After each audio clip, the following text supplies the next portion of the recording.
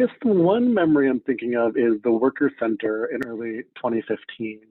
We organized this sit-in at the state capitol basically because our governor at the time, who had kind of hitched his political career on the bandwagon of universal health care, and I don't mean bandwagon because we organized, but he essentially, because the business elite in Vermont had been organizing to try to move away from it, he turned his back on implementing our universal health care bill. He said that paying for our health care would be too much of a shock to the economy, which really was code that it would be too much of a shock to his business buddies. So this person that I shared with you, he had started to organize strongly with migrant justice. He was a full-time volunteer, and he was very close and dear. And he was this upcoming leader that we all admired and loved. And one day he was a passenger in a car with his cousin. And the driver was a white driver, and he had a license, and the driver was speeding, and the state police stopped the vehicle. And upon seeing that there were non-white passengers, he just harassed them to the core and asked them to see their papers. And so they called Border Patrol and held them up a bunch of time, and the police took them to the police station. And then ICE came and picked them up to take them to the detention center. And I'm going to tell you the story. I'm very ashamed about this, but it happens to me a lot. And that's why comrades like Sarah Weintraub and Brendan are so important for me to have, because sometimes I freeze when I think that things are changing. I was very close to him, and I knew that this could happen at any point. And so when he calls me and says, Danilo, he says, we were detained in our car. And he said, I'm being transferred to ICE. I literally, my reaction was, oh, it's too late. You know, that's terrible. And I didn't know what to do. But Brendan calls me and says, do you talk to Danilo? And I said, yeah. And he says, we need to go there. And at first I was like, that's really far and I'm busy with something. It's very weird. I don't know how to explain it. Maybe it's the way that I cope with these shocks, or maybe it's withdrawal. I don't know. But the way Brendan said, I think we need to go there, I shook out of it and said, okay, we need to do this. It's been a real slap in the face, and it really hurt and angered a lot of people. So we organized a sit-in, and just a memory of, like, you know, hundreds of us singing as a central tactic. We were all singing as the governor was walking to give his State of the State address, and it was really so powerful. Singing together what we were all feeling. Brendan, while he was driving, I don't know how he fucking did this, but he organized around 20 or 30 people to show up on the spot, mostly worker center folks and migrant justice folks. And, you know, Danilo was in constant communication with us. He was detained near Burlington and then driven to near Montpelier. We showed up at the police station, and this pain in my heart starts growing. I start getting out of this shock, and Sarah Weintraub and a bunch of other people show up, and all of a sudden Border Patrol shows up, picks him up, and then they try to get him on one side. So we all show up at that side, and I saw Danilo, and I gave him a hug. And I told him, we're here with you.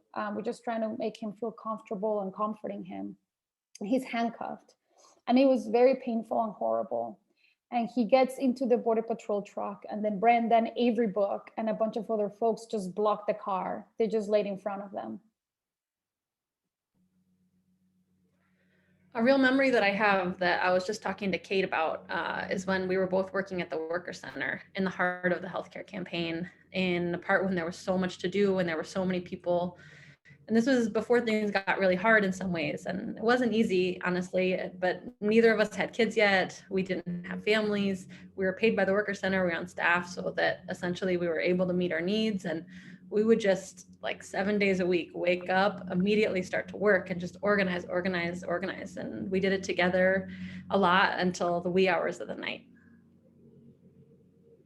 You know, the singer and the song, the message, the band, and our state of being, there was no kind of division. There was not someone like, let me tell you a story.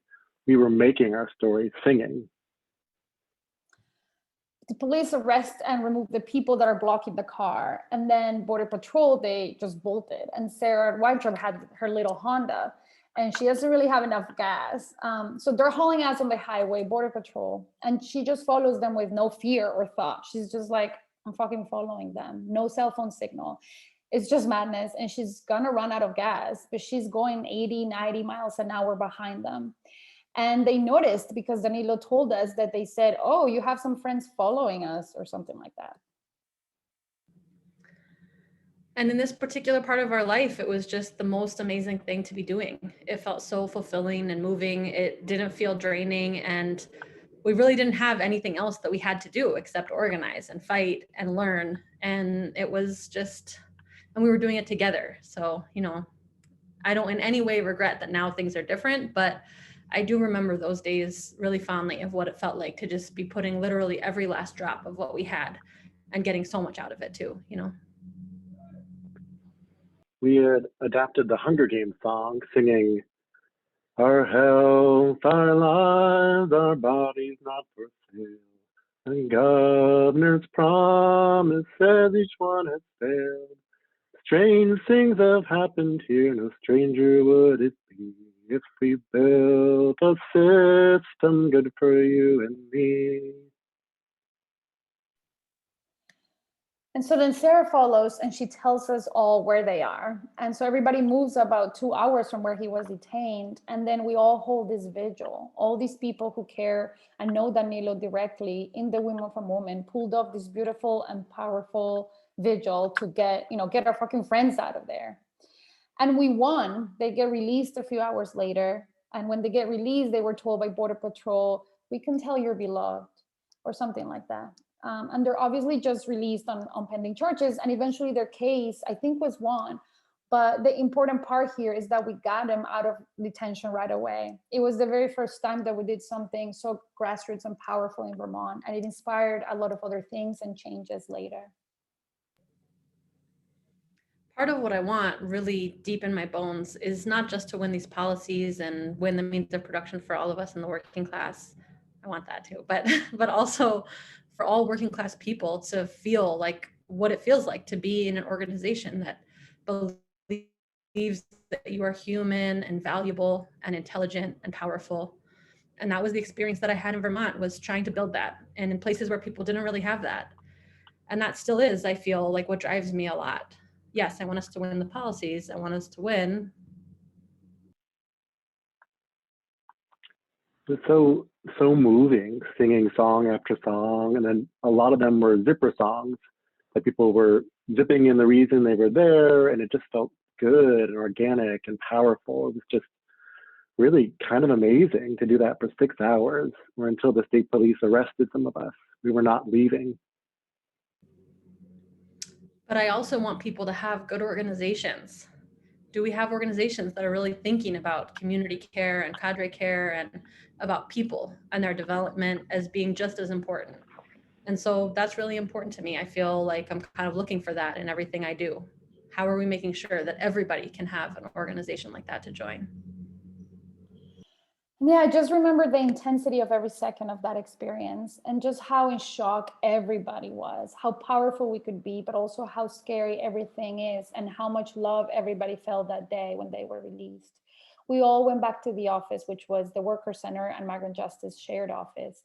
And we all shared words of thankfulness. And it was these beautiful words that they said of not just like, thank you for getting me out, but it also clearly was the beginning of something. It had to be the beginning. It was also transformational for Danilo, who he was there with many others that are suffering this, and this has shown the power that we can have. It was, I think, the most moving thing I remember of everything else we've done. Game song in my head. The lyrics of that, and also your version, Getting Into Step, which I also love, by the way, the lyrics of that song. So like, since reading that, I have that, and then I have this like I just, something was really visceral, is that driving and not knowing if you had any gas. Keep going. Like I wake up every day thinking about that whole story. It's so powerful. Like, we can't stop, like we can't lose him, you know. We just had to follow. Like, yeah, they just took him, you know.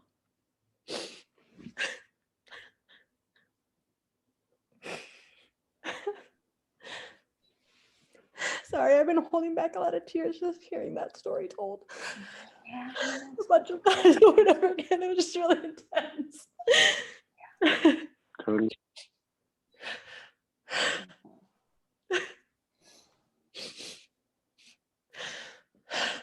and we just had no experience too. Like we just didn't know, like, do they let somebody out on bail? How do we do that? Are they gonna just like, are we never gonna see him again? Like we just had to follow him and not like lose sight of that fucking Border Patrol car. And they were so fucked up. Remember, they like had 2 different cars and they were like splitting up. It was just really, and like then having another cop car come up behind me to like intimidate me. It was just so fucked up. But we just, yeah, just couldn't lose sight of him.